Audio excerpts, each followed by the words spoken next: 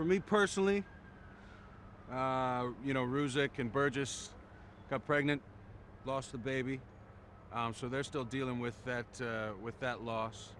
Upton went to New York to work with the FBI for a little while, but she'll be coming back, and Halstead will be happy about that because let's be honest, he was a little bummed out. Voight's still Voight, just doing his Voight thing, always. Voight's always doing Voight. And Atwater, I must be doing a good job. Atwater, last season, he stood up for what he believed in, did what he thought it was right. He continues to do so, but that does put him at odds with some of the officers that he surrounds himself with, but nobody in the unit. Kevin's got the unit's backing all the way, all of the time, because we're a family. Bottom line. Yeah, so last year we ended up shutting down early because of, well, I don't want to surprise anybody, there's a pandemic happening. Shut down early. I was a little shocked. I thought we'd keep shooting at least until somebody on set got sick. But once the NBA pulled out, and big companies, big events started shutting down, I think it was only natural for NBC to do the same with its shows, which, quite frankly, coming back for season 8 makes me feel a lot better because I know that, my bosses have my health, the best interest of my health in mind. I think fans should be excited that I think we're going to continue to keep the show very layered in season 8. Obviously there's a lot going on in the world, a lot going on in our country, and the show will reflect that. You're not going to miss out on anything that you already love about the show, but I think that you'll find more to like about it. I think we're trying to have a very nuanced conversation about some very difficult subject matter, and I'm really proud of the writers, and I'm proud of the writers for tackling it the way that they did. I think that the first episode is beautifully written.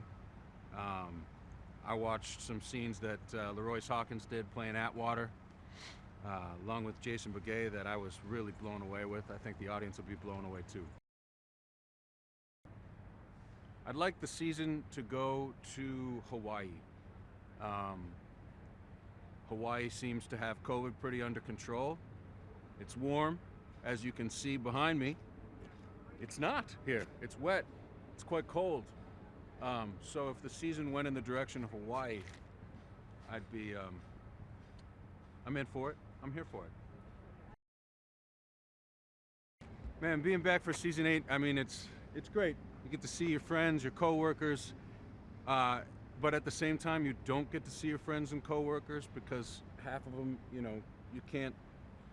And we've, NBC, Wolf Productions, they've taken very good care to keep everybody separated, make sure we're in very controlled environments, which is very good for our health.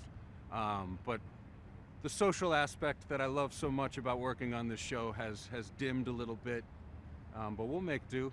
We're gonna have fun with it. And I'm just glad to have some structure back in my life because I need structure. But I think that again, doing a show like this, you make a show like this because it provides drama for the viewer to be entertained by and to be sucked in by and maybe learn something from. And so hopefully, as I said before, the writers have, I think, as they have for many years now, come at really difficult subject matter in a very nuanced way.